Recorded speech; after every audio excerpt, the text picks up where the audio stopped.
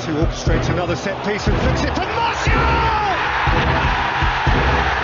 who squeezed it through Henderson and established a United lead on Derby Day. Another way, James towards Rashford, free in a flash. We're here for Pogba, supported now by Daniel James, whose dream comes true. About it, lap it up, boy. There's clear pull back for Pogba. United look the business. Boy, they look the business. What a splendid Manchester United breakthrough goal. This resurgent red storm blows up again. Quite a side when they're flying, and they're flying again now. Hello and welcome back to the United Devils podcast. Today we're going to be discussing Manchester United's mixed fortunes in their first two games of the campaign after losing 3-1 at home to Crystal Palace and then going to Luton Town and winning 3-0 in the Carabao Cup before we're looking ahead to United's next match against Brighton Hove Albion in the Premier League on Saturday. So today, welcome back to Prashant, and we'll just get straight stuck into it, and it's a disappointing one that we're going to start the topic with. Obviously 3-1 loss to Crystal Palace. United obviously started on the back foot relatively early, 7 minutes in. Townsend scores cross along the floor of the pitch and got past Lindelof easily, got past Shaw even more easily, and Townsend scored. United huffed and puffed for the first half, looked really flat. One shot on target from Paul Pogba, but easily savable by Vincente Guaita. Going to second half, Greenwood comes on for Daniel James, which was obviously a shock to see him not start. And United didn't really play much better. Then conceded the penalty about 15, 25 minutes into the first half. Contentious one for some, maybe not for others. We'll go into that in a little bit, but it obviously killed the game off. And although Van der Beek pulled back the score on his debut, it wasn't to be as. Again, Lindelof was bounced by Zaha and Palace won emphatically. We'll first talk about that starting lineup for you, Prashant. Obviously, we looked at that right-hand side. It was a bit shocking. We saw the heat map and mostly all drifted onto the left-hand side, which meant Zaha could counter really easily. What's your take just overall on that lineup? I mean, first and foremost, I was pretty excited about the fixture because it was Manchester United kicking start their Premier League season. But apparently the players weren't that excited to start, it seems. Yeah, it was a bit of a shock, like you rightly said. Fosu Mensah starting and then Daniel James. I mean, when I looked at the lineup, I was just a bit scared, saying that, you know what, we might just win this 1-0. It's going to be an edgy, scrappy game.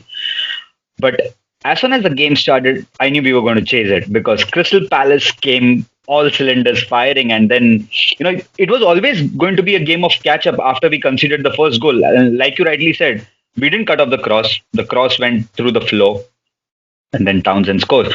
Yeah, I mean, about the penalty, contentious, yes, but it was not about the penalty which irked me more, but it was about the lack of intensity which these 11 guys showed on the pitch. That's what irked me more than, even the loss. I was okay even if you lose, but you played as if there was no game at all. And Donny van de Beek was pretty explosive in his interview as well, where he said we should have passed quicker. I mean, a new guy comes into the team. He can straight away, show that, you're not passing quick. He scored a goal out of nothing. Let's face it, it was nothing chance. It was just his intelligent movement where he just got behind two defenders and good goal to pull back. And then Mason Greenwood comes back in the second half, and then by the time it was too late, it was more like Ole Gunnar Solskjaer throwing everything at his hand so that at least go and salvage a draw. But that's not the kind of, season opener which I would expect at any given stage of time. Never. That's definitely not a one-off performance. I don't think it's a one-off performance. I think we are going to see a lot more of those performances if we don't make any additions to the squad. So you do think it's more the lack of quality in the squad and not the lack of fitness, which is something that has obviously been raised by the manager, by the players, and obviously the fact is that United only had I think 2 weeks of training before the match, maybe even less for some, and only 1 pre-season game. Do you not see that as an issue? No, I don't think that's an issue. I mean, you can write and say as much as what you want about the lack of preseason or, not having a fully fit squad. That would have been fine if you're looking at the 67th, 70th minute where the squad is tired. It was visible. There was no two ways about it. It was visible, but I still expect United to thrash teams like, no disrespect to Crystal Palace, but you are expected to win such games, right? And like I said, it's a season opener. How do you not have the intensity to play? I understand there are no fans. There are a lot of people who are watching it from home. But with that lineup, I knew we weren't going to win. But the kind of football which was displayed was not which I could accept it. I mean, I still can't accept it that you play such shoddy football. And, it continued. Like I said, I don't think it's going to be a one-off thing. And also, I agree that it is lack of additions which will hurt United more than just the current squad what they have. Well, obviously, we'll talk about those lack of additions, or rather hopeful additions later in the podcast. But we'll go back to, obviously, the match game. And like you said, the penalty, you said you weren't too frustrated about that. Yeah. And obviously, what's your take on the rules there? Because obviously the handball rule did change at the end of last season, where obviously Lindelof probably couldn't get out of the way of that as he was running, his arm was moving upwards. So that is a contentious decision. And then the second decision about De Gea, who was a millimetre off his line and had to retake it when it's not been previously condemned before. What's your take on both those calls? So first and foremost, I was very happy when David Dyer saved the penalty. So I was like, after what? When was the last time he made a save? And like you rightly pointed out, it was in the Everton game in the FA Cup semi-finals. After 6-7 years later, he's saving a penalty. And once he saved it, the ref again blows. I'm like, no chance you are going to do that this time. And obviously the second time, he didn't miss, so it was fine. But the rules of handball are so ambiguous. There is no uniformity in the rules, So like you said, Lindelof couldn't get off the way. I understand, but as a defender, your instinct is not to get your arm out. I mean, that's the least what you can expect. Maybe it was not deliberate, but if I was the referee, probably I would have still given it a penalty, because the benefit of doubt is always to the striker. Whenever it hits your hand in a box, you never give it to the defender unless you're very sure of it. So I wasn't much bothered about the penalty decision. But what's more irritating to me is the ambiguous rules of handball. Right. I think even the Spurs game, there was a dubious call which went. And if I look at in terms of the uniformity of the rules, I don't think anyone has got any clarity regarding handball right now. I mean, if you remember the last year against Chelsea, I think Eric Bailly's handball, if you remember. Bournemouth, yeah. It was Bournemouth. Sorry, my bad. Bournemouth. On one side, it is a handball, but you can always argue that it's pretty much higher. There was no other option other than jump, and it was just one-off thing. You could have just let him go. It was another way. But if it was this season, they would have given it a handball again. So there's no uniformity there. Yeah, I think that is still an issue that will continue until they finally sort it out. They obviously did say that it was going to be below the sleeve with a handball, but then that's something else. I mean, that doesn't take into account the fact that the speed the ball's travelling, how close it is to your hand, because if it hits your palm. But Arjun, there is no measurement for intent, right? You can't say it is an intentional handball. Like if you hit a ball at me, if I have to save myself, I would just do this. Remember the Paul Pogba penalty? It was just a reflex action, but it's a penalty as per the rules. And same for Lindelof, like you rightly said. You don't know whether it was intentional. You don't know if it was deliberate way of getting out. So it's still very ambiguous. The rules, and so is VAR. Absolutely. Something is definitely going to have to sort out down the road if they are going to make this a success. I think they did a poll just before this season began. I think 60+% of fans thought the VAR had failed to do a good job. So that says a lot, really. But we'll move on to the next game. Obviously, United then only had, 2 nights before going away to Luton Town in the Carabao Cup. Luton obviously had won all 4 of their games this season, 2 in the league and 2 in the Carabao Cup. second and first rounds already. And so went in with good form, and United went in with 10 changes, only Maguire staying in the side. Something actually I think you picked up on your player ratings. He looks quite tired. He looks like he's overused. And it showed he did make a few mistakes. But overall, the team were, I'd say, solid for most point, and the midfield controlled the game. Mata, Matic, Fred they grew into it, certainly, and had a lot of quality. Van de Beek was making excellent runs.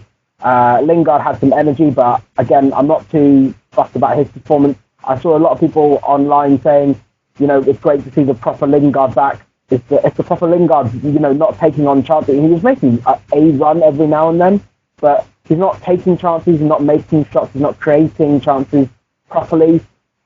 I don't see the praise for him. Igalo, again, was shadow of the player that was, scoring that fantastic goal against Lask. But I think his replacement will be coming in January if Mason Greenwood isn't going to drift into the number 9 position. We'll have to see how that works with Sancho, really. I think that's dependent on that, but we'll get on to that in a bit. Overall, first half, penalty for United, complete clear penalty? Clear penalty. I mean, that was the only contribution of Brandon Williams in the entire half, I guess. And then picking up some warnings from the referee. Like in the player ratings, I clearly mentioned about Maguire being overused, etc., etc. But I still don't see him as a United captain as of now, Probably my definition of United captain is quite high when I look into the days of Vidic, Ferdinand, Ryan Giggs, even for that matter, Gary Neville. I'm not even getting into the role of Roy Keane and Brian Robson, etc. That's too much of a benchmark for anyone to achieve. But I don't see Harry Maguire to be a United captain at all, because I still think somewhere down the line he's still thinking about the price tag, and obviously whatever has happened with him in Greece is still playing on his mind. So I expected a David Beckham kind of a response after the World Cup, what he had, that, he takes it up as a challenge and say, you know what, I'm going out, I'm going to prove these people wrong, and then make everyone realize that I am the most important part of this team. But it looked like Eric Bailly had a point to prove, and he was all over the place. There's no doubt about it. He's injury prone, etc. But at least he did his job to perfection. Maguire was still sloppy, I believe, to a certain extent. Apart from that, I think, no disrespect to Luton, but you were expected to win this game. And I was very excited to see this midfield work, especially Fred. Because I've been a huge Fred critic for whatever the amount of time he's been at the club, because I always felt that 50 odd million for a guy like him who can't defend properly, who can only play diagonal balls, that too not fast. Why have we paid him? But Fred exactly showed why he deserved the shout as player of the year before the first half of the season. Until this Paul Pogba came back from injury, Fred ran the show for United in the midfield, obviously along with Scott McTominay before he got injured. But Fred deserves to start the Brighton game because he put in a shift. And not to forget Nemanja Matic.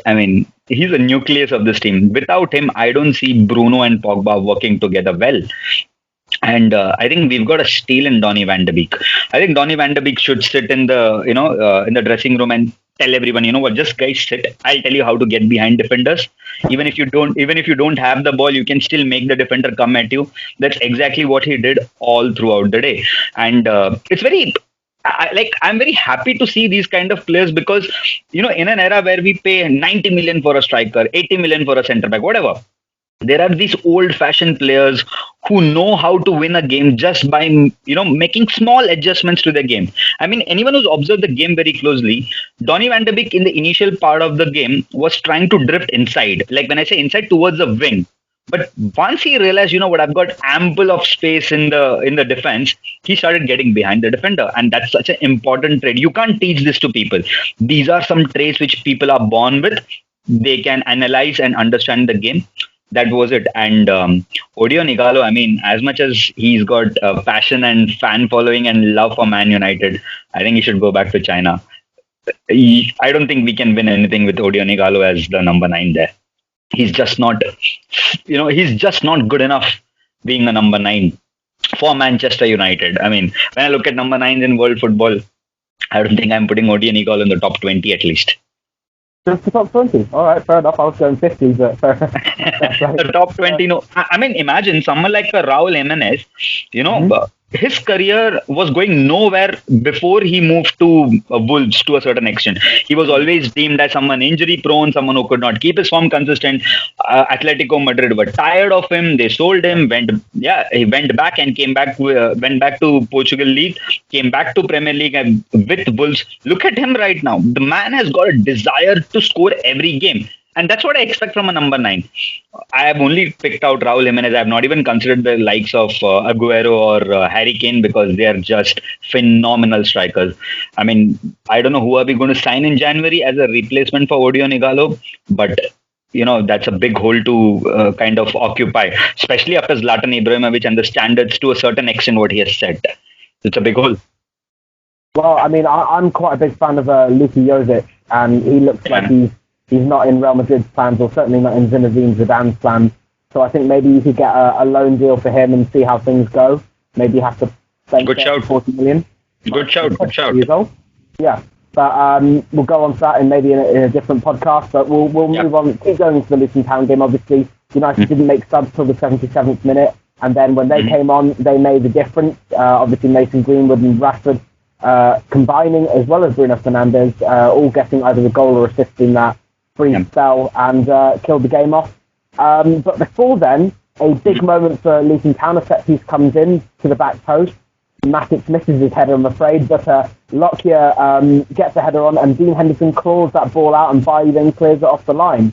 It's a massive moment for him. It was his first Manchester United save, and turned out to be his first Manchester United clean sheet on his debut. So, what a big moment that is for him. Do you still see him maybe pushing for that Brighton spot, or do you still think David De Gea? I mean, he had a good game against Crystal Palace, regardless of the scoreline. What do you think? I wouldn't rush Dean Henderson to the Manchester United's number 1 position, because it is a big position. People can say as much as they want that he was Sheffield's best player, etc., etc. Man United's number 1 at the goal is like facing fire every day. Not from players inside the pitch, but from the media outside. There's a lot of pressure being Man United's number 1, and David De Gea has done a lot. Let's face it. I mean, he was probably a best player till Bruno Fernandes came in to a certain extent, and so he deserves one more chance to defend his spot. Probably one last chance. Dean Henderson will push it. There is no two ways about it. And like you rightly mentioned in the last podcast, there is Euros around the corner. He's just signed a massive deal. Okay, 6 years deal, 120,000. There has to be something which Ole Gunnar Solskjaer might have told him, saying that, you are in my plans, but you are going to be second choice. But if you are Dean Henderson, you're going to be ambitious and say, you know what, I had the entire world at my feet. Everyone wanted me. At least so many Premier League clubs wanted him. But he still chose to be United's second keeper, which speaks volume about the man, that he wants that number 1 spot badly. And also, Arjun, when was the last time you remember our keeper making a near post save? I think it was maybe David De Gea, maybe 2 years ago. I think it was 2.5 years ago, yeah? Yeah, something like that, yeah. Dean Henderson pulled off a blinder, and if I was David De Gea looking out from the sidelines, and I'll just think, okay, the new kid on the block, will give me a run for everyone's money. And this probably will light fire under David De Gea, and he might just come back to his old form. We all know that once David De Gea starts making those blinder saves, even if we have no one in the defense, which is literally a scenario right now, there is no one in the defense, David De Gea will still pull through the game. So I'm very excited for Dean Henderson, but having said that, it will be a big challenge for David De Gea to keep Dean Henderson at bay as well. Yeah, well, I mean, there's going to be massive competition in certain areas. We're hoping for more competition in the left-back area, obviously. Apparently, the talks with Alex Telles and Porto are accelerating, but we're accelerating FC at the moment, so I'm not quite sure how much to take seriously there. Obviously, there are reports saying that United are trying to get a fee of 40 million euros down to 20 million euros based on the fact that Tellez's contract expires next summer. There's also talk that is all just,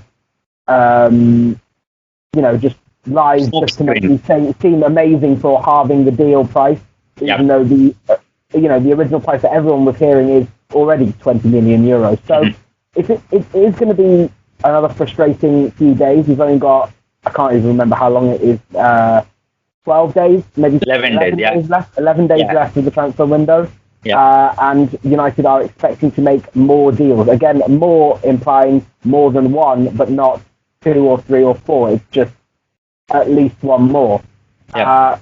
We can talk for 6 hours about how frustrating this transfer window has been, but how important is Alex Telles to be brought into the club? We definitely need a left back. It's been one of those positions where we have never given someone a consistent run because our first choice left back, which is Luke Shaw, has never had a fully fit season.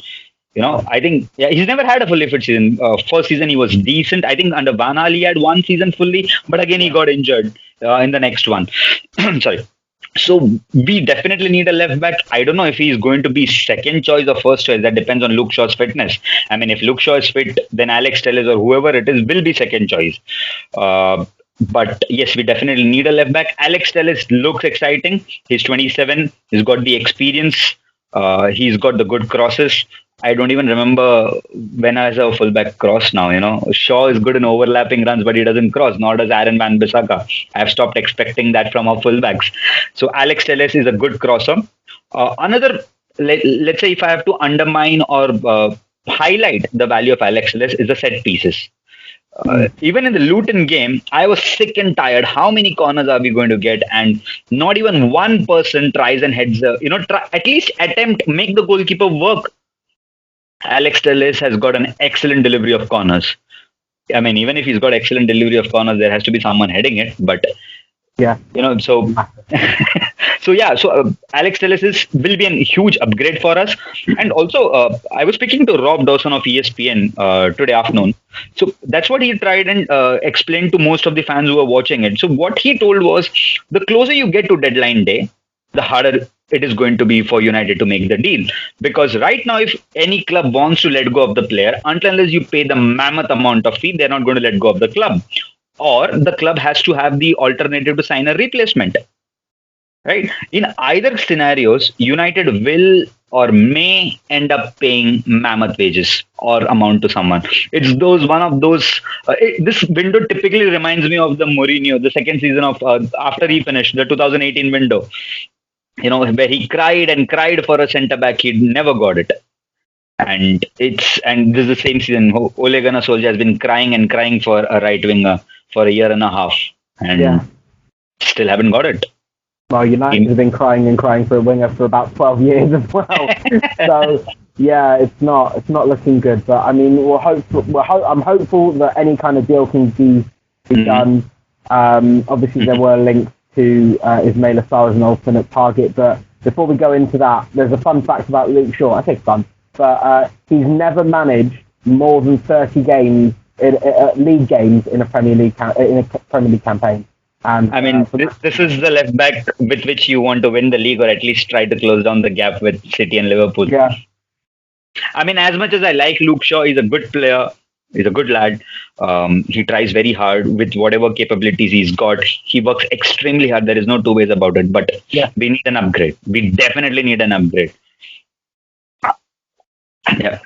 Well, I mean, it's just about. I'm hoping it's a matter of if and not. When and not if. But with Manchester United, you never know.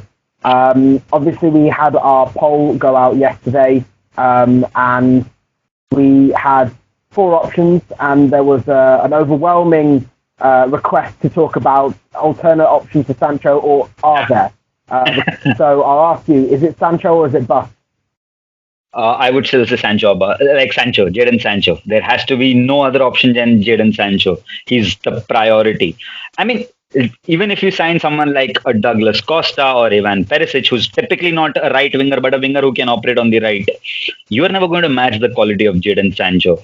I mean, I don't know how many of viewers might have watched the last Eric Haaland goal.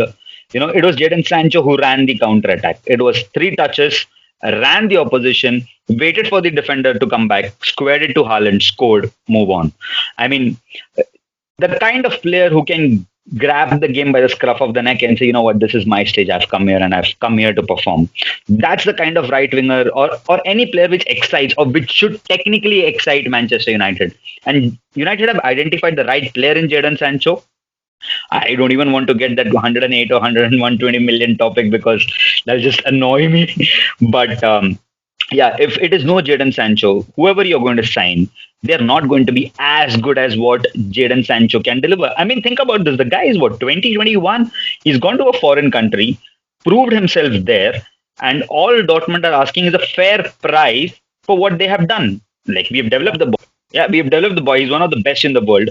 Literally, United have had a free run at Jadon Sancho this window because Barcelona, Real Madrid all have financial crunches. Chelsea did their Amazon shopping. They're done with it. I don't think they're going to sign anyone else now. 7 players a window. Probably Declan Rice if rumors are to be believed. But anyways, Liverpool. Imagine Liverpool forked out 45 million for Diego Jota and they signed Thiago Alcantara. It shows intent, but it seems that pandemic has only affected Manchester United.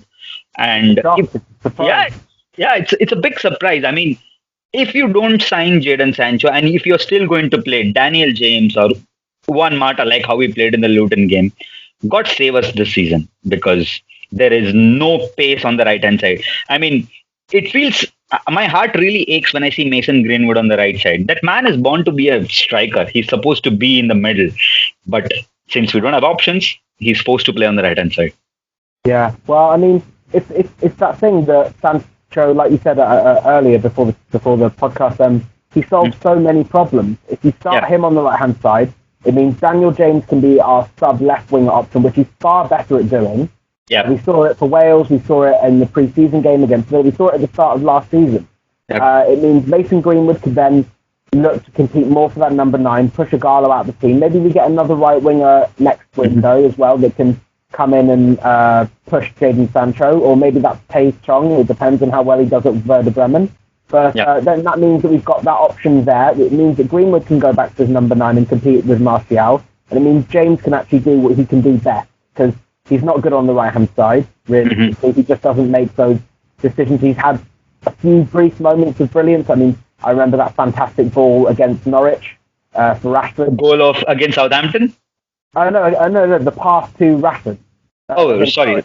That was on the right side. So, I mean, he can do that, but he prefers much more to be on the left, and he's far more dynamic on the left as well. So, it's just about all those pieces fitting together, and unfortunately, the piece that fits everything together is £108 million. So, we'll have to see if United eventually give it. I think it will be that they give I think you made a very interesting point, when you said that Jadon Sancho gives us this option, like you mentioned. Look at the combinations, what we can try in terms of tactics. I can go with a 4-3-3 straight away, thinking that Sancho on the right, Martial in the middle, Rashford on the left. And if either of them don't click, I have Mason Greenwood who can play anywhere in the front three apart from the left-hand side. That gives me one option. I can go back to a 4-2-3-1 diamond where I can stick in Martial. Okay, and I can play Jadon Sancho as a proper winger whose only job is supposed to cross. And we know that Jadon Sancho is a direct winger. He will run at defenders. One more option which I can really explore if we land up a good fullback is 3-5-2. Martial and Jadon Sancho up front, not as a striker, but as a second striker. That will have a lot of defenders worrying, because if I mark Martial as, let's say if I'm a City defender or if I'm a Liverpool defender like Van Dijk, if I mark Martial because I've got legs to mark him, then who's marking Jadon Sancho? Joe Gomez or Fabinho, whoever plays a centre-back option. So Ole usually prefers the 3-5-2 in big games. We have seen that. Then United become dynamic, like you said. We become so dynamic. But I also don't expect that much from Ole. I mean, if he had that much tactical genius, we wouldn't be substituting Ighalo in the 89th minute against Sevilla. He would have done a lot earlier. So, but yeah, just a thought of so many combinations which we can try. I mean, I'm talking as a layman. I don't have any coaching badges. I mean, as a layman, I can see that you can do wonders with Sancho, but United still can't see that. And I don't know when will they see it either. Well, I mean, we're hoping, like you said, 11 days to go. We're hoping for a big 11 days. But in that time, United will obviously be playing Brighton on Saturday. And then I think, if I'm not mistaken, they'll be playing Brighton in midweek in the Carabao Cup as well. Carabao Cup, yeah. So we'll do the predictions for both, which is going to be interesting to see how both teams will line up for that game. I guess it depends on the first result. So let's talk about that. The Premier League game. United obviously need to, I think, start their strongest squad. I think they all look much fitter. It's been 7 days, and you'd hope that the first team can be a lot stronger. How would you line this team up? 4-3-3 or 4-2-3-1? I'll go for 4-3-3 because that's the only formation which works for us as of now, and that's the only formation where we have right players to fit at right places. So my goalkeeper would still be David De Gea. I am not dropping him for anything. We'll give him a fair shot to kind of save his spot from Dean Henderson. Yeah. Right back, I think Aaron Wan-Bissaka will be back. No, I mean, Timothy Fosu-Mensah has had a share of fun. That's enough now. Get Wan-Bissaka back. I will drop Lindelof this game and get Eric Bailly. Yeah. But then again, it depends on which side of the bed does Eric Bailly get up. I hope really doesn't get injured in the training. You never know with Eric Bailly. So Eric Bailly and Harry Maguire is a decent enough centre-back partnership because Maguire is slow and Eric Bailly is fast, so they both can complement each other. Left back Luke Shaw. I mean, he deserves it. He's just back from his injury and he had a decent game at Crystal Palace apart from the goal. So he'll definitely start Luke Shaw. Nemanja Matic. I really hope Nemanja Matic is fit enough to play this game. If Nemanja Matic is not fit, then I would start Fred.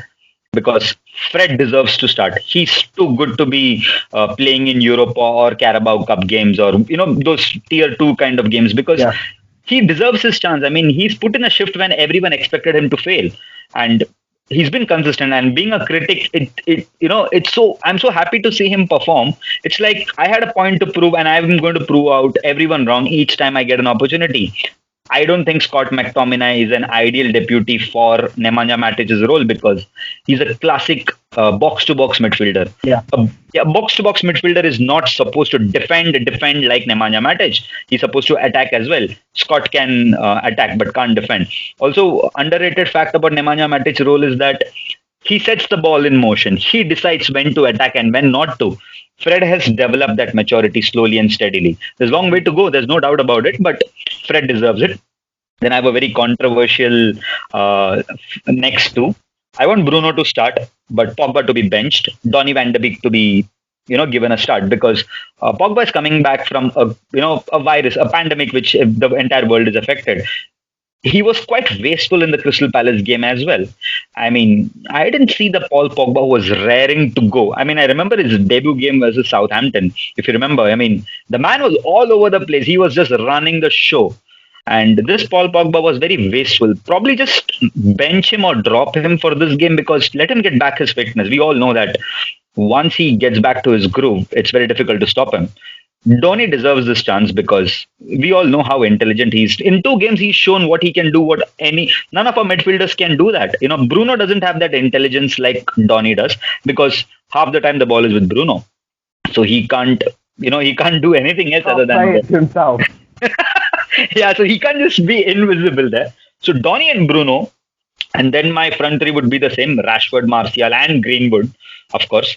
I would definitely start this front three, and what a goal by Rashford in the Luton game. I mean, I was so happy that he scored because he's a good lad. I mean, he works very hard. Whatever off the field work he does, I don't even want to talk about it because people think that they berate him saying that you can't score a goal every match, but you do all this kind of charity. It takes a big heart to do something of that magnitude. And well scored goal. I really hope this goal kicks Rashford on for, scoring more. I really think him and Martial have made a good partnership between themselves. Greenwood slowly coming to their levels now. But Martial and Rashford, it's a good combination. And I really hope both push each other for each other's spot because I'm sure Rashford doesn't like being played on the left all the time. He will say, you know what, I want to be number 9 as well. And so will Martial, which is a good sign. Yeah, and it makes a really fluid front three as well, which is just what United have always really had, fluid attackers. So that I can't disagree with the back four. I think Eric Bailly complements Maguire fantastically. We saw that against Luton. That I don't know. I can't even remember what happened, but there was a ball down the left hand side. Maguire was nowhere to be seen. Williams was left for dead as well, and Bailly just sprints it and clears the guy out as well. I think that for me alone just won him a position on Saturday. Again, David De Gea, happy to have him in. I've got a soft spot for him. Fantastic goalkeeper, I still think, and I hope he gets pushed by Dean Henderson. Midfield, again, I agree with that Matic decision. If he's fit, perfect. If he's not, Fred, because I think he does do that. He dictates the play a little bit more. He knows when to give it to Pogba and when to give it back to Maguire, that kind of thing, which I think is perfect. And I think he can play more on the right-hand side, which is something that we've not seen from Pogba. As for Pogba and Van de Beek, which is the one position that I would slightly disagree with, I'd like to see how Pogba is. If he's not fully fit, he's not showing it in training, and certainly didn't show it against Crystal Palace, maybe I would say start Van de Beek, and then you can have that interaction between him and Fernandes, where one can drop and one can dictate play, whereas then they can just keep dropping. It's perfect. But it just depends on, I think, personally, whether it depends on if Pogba's fit to play. Because if he is, then he's a shoo-in, and he's, on his day, the best midfielder in the world. Yeah. So we'll have to see. But that would be the only contentious one for me. The rest, absolutely, totally agree with you with.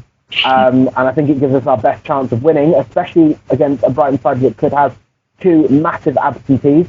Obviously, Yves Bissouma is already out suspended with a scorpion kick. I think Jamal Lewis. And which is a massive loss because he was running the show for them. Honestly, he'd be if we needed to have a long-term massive replacement, that would be him for me. Interesting. But also Tariq Lamptey came off injured after 57 minutes, so if that's precautionary, that is a concern for Brighton. But if not, then he'll obviously be offering a lot down the Brighton right against Luke Shaw, which will be something that we're going to have to think about. Obviously, that overlap is going to be a problem. But how do you see this game coming out? I think Brighton will want to play for set pieces because they're extremely good at it. I mean, I've had Lewis Dunk in my FPL for the entire last year, and he always scores one in the set piece. And they've got Ben White as well, good player. Glenn Murray will try to be Marco Van Basten against us now because, I mean, all this. Say he got loaned out. Oh, sorry, I didn't know that. He got loaned out? He got loaned out, yeah. That's a relief. I mean, whenever I've seen Brighton and whenever I see Glenn Murray, I'm like, no, not you today. I mean, that's the kind of effect what these kind of players have. But having said that, Brighton will be trying to push United. They all know that, United are the team to beat because specifically the players are not happy with what's happened in the window. I mean, you can imagine Luke Shaw coming out publicly and saying that we need more signings. You can see other teams improving. So Brighton will want to beat United, but I'm hoping that United control the game better. Because because the midfield which we didn't have in Crystal Palace game, we have it right now, assuming that Matic, Pogba and Bruno starts. So much better control in midfield. I think we should easily win this game 2-0 or, at max 3-0. I don't think we're going to score 4 or 5, but 2-0 or 3-0. Yeah, I agree. But do you think that we won't concede? No, I don't think we're going to concede. All right, well, I'll stick with you. If Eric Bailly's on the pitch for 90 minutes, we are not conceding. If he gets red carded, I don't know then. Well, I'll stick with your decision as well. I think 2 or 3-0. I think that seems a reasonable scoreline. We're hoping for a really positive performance on the back of the Luton Town game. And of course, then it'll be the Carabao Cup yet again. I think we play Spurs before that. Before that. Yeah, I think we play Spurs on the 2nd, I think. No, just give me a minute. I'll just check. We play Brighton on the 26th and we play Tottenham on the 4th. Cool. All right. Well, then we'll do the Brighton one after that then. So that is then all we have time for this week. Thank you for listening and thank you, Prashant, for joining me. It's a pleasure to talk to you as always. Hope we'll have more positive things to talk about next time. Thank you, Arjun. Yeah. If you have any questions or topics you'd like for us to discuss next time, please comment below on the YouTube video, on the Twitter or Facebook post, or on the poll that will be out next week. And if you enjoyed this, please like this video, subscribe to our channel, and follow us on Twitter for more of our content.